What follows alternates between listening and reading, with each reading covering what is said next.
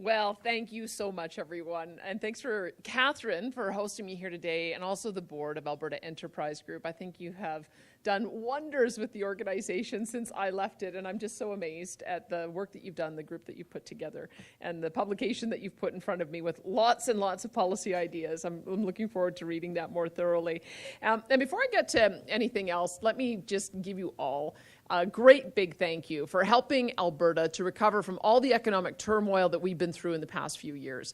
I want to thank you all for being a group of leaders in your communities who believe in Alberta, believe in what you're doing, and are supporting the growth we brag about and are so proud of. Your dedication and perseverance have once again made Alberta the leader in economic growth in Canada. So thank you.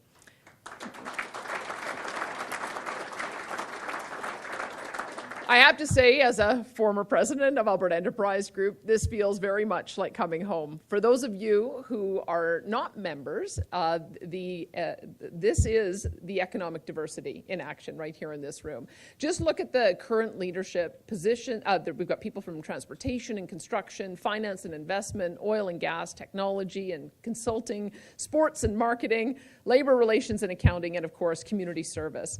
As a small business owner, myself with my husband David, and a degree in economics, as well as a former politician at the time that I was here, I am still drawn to AEG's passion for, and this is a quote, being part of a community of Alberta business leaders who believe in driving change and building a brighter, more prosperous future for all Albertans. And now as Premier, I'm even more committed to striking the right balance between free enterprise, individual freedom, and the work of government.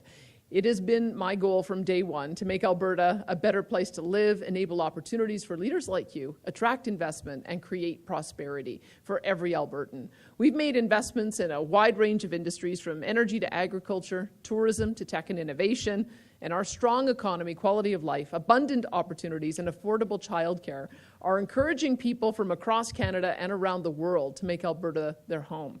Our province offers low taxes and a skilled workforce, and businesses are choosing this province as their destination of choice to invest. As a free enterprise conservative, I see that government's role is to create a positive and supportive environment for economic growth. Then you can do what you do best, which is create opportunities that build prosperity, provide good jobs that support families, pay mortgages, and buy groceries. And that partnership between government and the private sector is reinforced with every government investment, with every reduction of red tape, with every job program, and every time we stand up against federal interference in our economy. Now this week, a Minister of Finance and the President of Treasury Board, Travis Taves, tabled a budget 2023. It's a budget that will continue securing Alberta's future. It will attract more investment than ever before. It will ensure Albertans have quality health care when and where they need it, and provide additional supports to help business, workers, and their families thrive. Now, before I get to some of the great announcements that we made in the budget, I have to just tell you what I'm most proud of, and that Minister Taves and I worked very closely on over the last number of months, and it's our fiscal framework, because we know that part of the reason we have the ability to invest today is because of the hard work that was done putting the books in order. And we want to make sure, as we enter a period now where we might have ongoing surpluses, that we are managing them in a way that's going to be conservative and stable and prudent. And so let me tell you what the elements of that fiscal framework are. Number one is balanced budget legislation. So if we ever find a massive reduction in our revenues at any point in the future, that would be the only reason we would be able to run a deficit, but we'd have to get back into balanced budget within 2 years. We're putting that in legislation. We are also giving direction that any increase in operational spending has to be below the prior year's inflation plus population growth. I've been watching budgets for a long time, and often there's projections forward about what inflation and population are going to be, which results in the overspending. We're going to look in the rearview mirror to make sure that we're keeping up with inflation and population growth, but we're not overestimating and overspending. You'll see our inflation stats for year over year were 6.2. Our overall increase in operational spending was 4%. So that's a measure of how important that rule is going to be. We also have a significant contingency in our spending. It's $1.5 billion. And part of the reason for that is that oftentimes we've seen year after year that we have extraordinary expenses, particularly emergencies when they occur. There was a bit of an emergency yesterday. I think some of you got probably 7 indications on your phones about that. There's some fabulous memes going around about that now. I like the one with the cat sitting in front of the button, pressing it 7 times. It won't surprise you that our system worked fine. It was the integration with the federal system that caused the problem. It was so typical, wasn't it?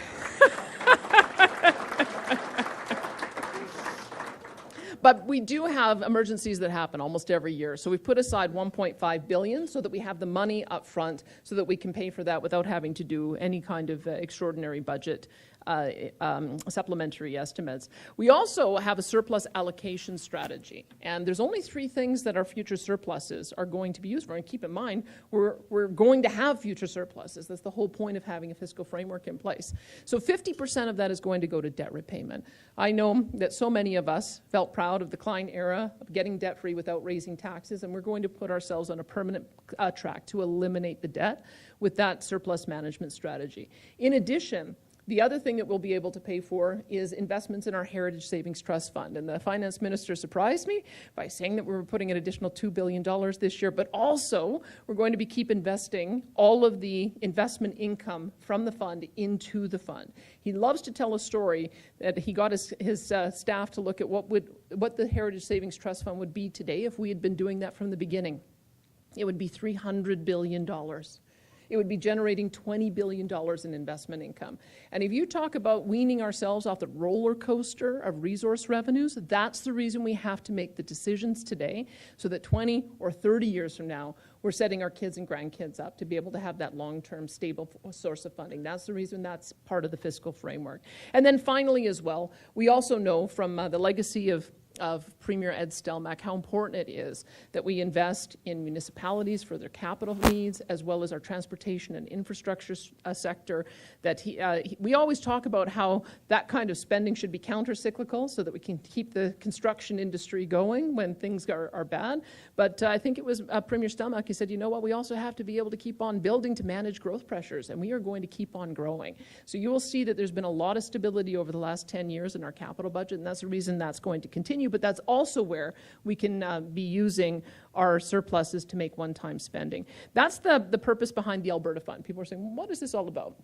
Is we just need a temporary bank account to park our surplus money so at the end of the year we can have that public debate and make those prudent investments in those 3 additional sources for where we'll be able to spend our surplus. So I'm very, as you can see, we spent a lot of time on that. I'm very proud of it because there was just so much good news in the budget. I don't know if everybody heard much about the fiscal framework.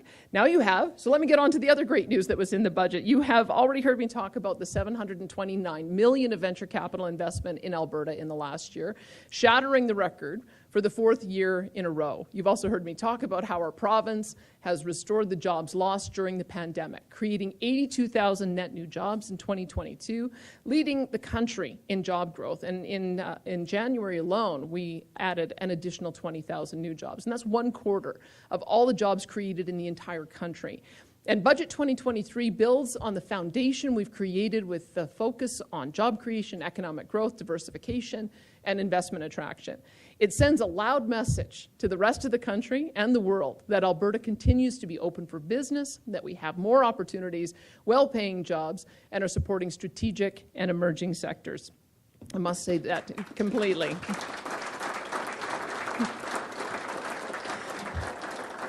In my first courtesy meeting with Premier Doug Ford, we had our niceties out of the way, and then he said, you know, I don't much like that Alberta is calling campaign. And I said, I bet you don't, but we're going to keep doing it because it's working. And it will ensure success doesn't just benefit Albertans, but also spills over well beyond our boundaries to the rest of the country. So Alberta remains Canada's economic engine for years to come. Budget 2023 will ensure that we lead the country in growth this year. Alberta will have a surplus for only the 4th time in the last 15 years, thanks in part to the government's responsible fiscal management. We've paid off over $13 billion in debt, and we are forecasting to pay down even more. We have the highest net migration in the country and the highest wages that have continued to grow since 2019. And the number of businesses that are incorporating in Alberta continues to grow, with Budget 2023 projecting a record $6.4 billion in business tax revenue because job creators want to be here. I'm hearing, just as recently as yesterday, that the opposition wants to raise taxes on businesses once again, just as taxes were raised 97 times during the 4 years of the previous government.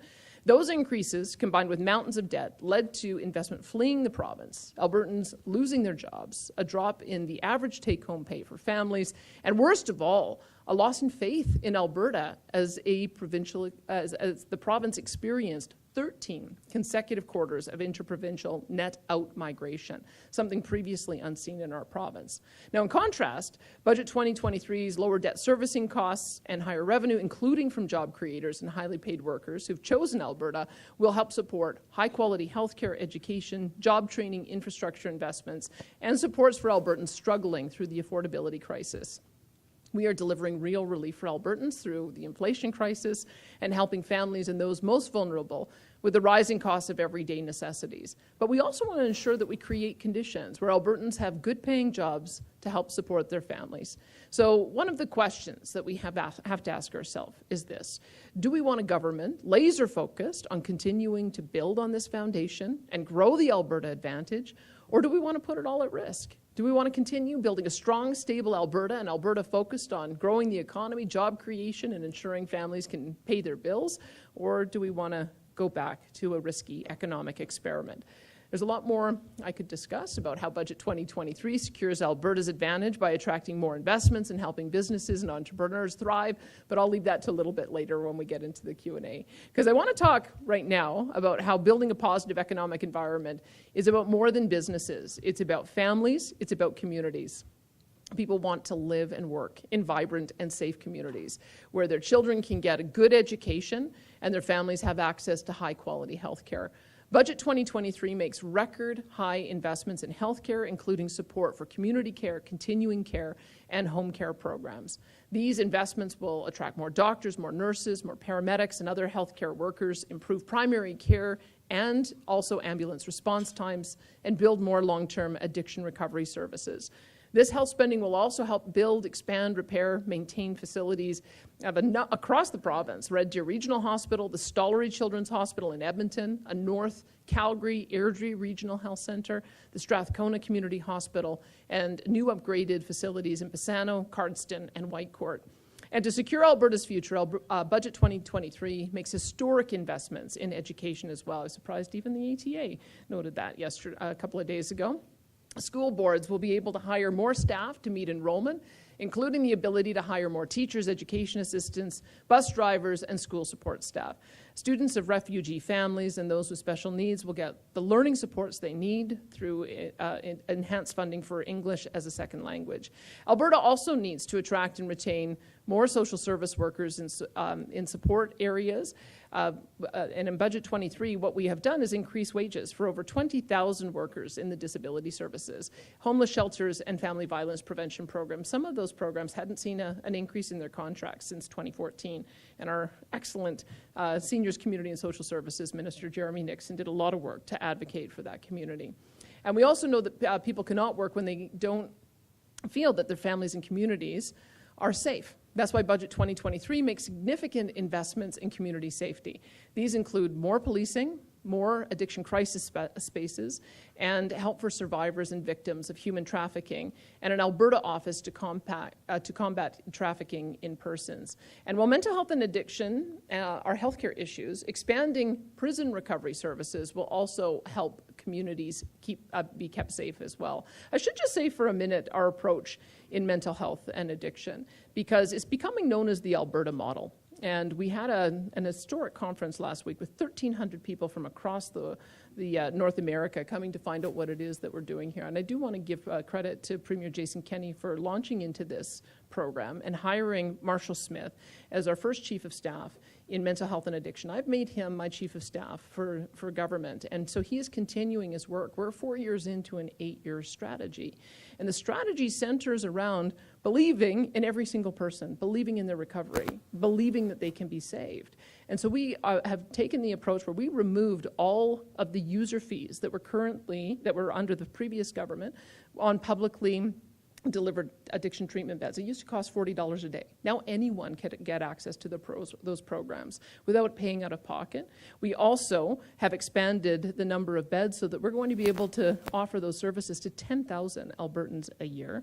We launched our first recovery community. That's the approach that we're taking in Red Deer, and I can tell you Marshall's so proud about it. He'd probably be happy to send you out there for a tour if you want to take a look at it. But we've got 50 beds on the male side, 25 beds on the female side. It's sort of dormitory style. And those who will be in therapy in the morning, but they'll do chores in the afternoon. And those who are doing chores in the morning will do therapy in the afternoon. People are going to learn how to shop. They're going to learn how to cook for themselves. They're going to learn how to do basic chores and repair. They're going to keep the facility vibrant and active. They're going to have community gardens. We're going to be able to be producing products that will be able to be sold out of there. That is going to allow for people to develop the skills that they need and the community of support in a recovery community to get them back their individual agency so they can get back on with their lives. This is so extraordinarily important. And so this is part of the reason, because we are investing so much in mental health and addiction, that we've coupled that with the sheriffs that we've rolled out on the street in Calgary and Edmonton. Because while we know that we have to be compassionate, we also cannot allow social disorder. And that's part of the reason why we've coupled these two approaches. That, to me, is compassionate conservatism in action. And I'm just so pleased that our government has taken the lead on this and that the rest of the world is taking notice. We should be very proud of that.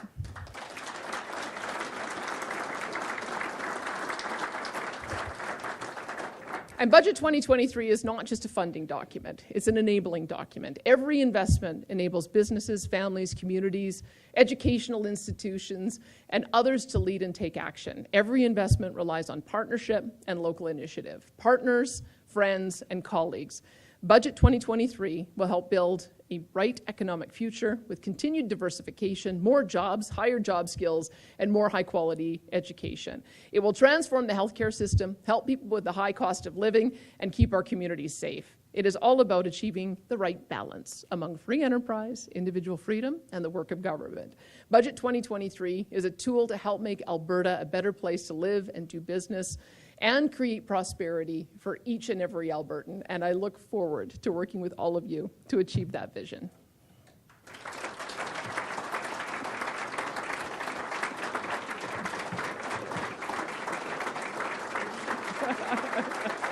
Thank you. Thank you.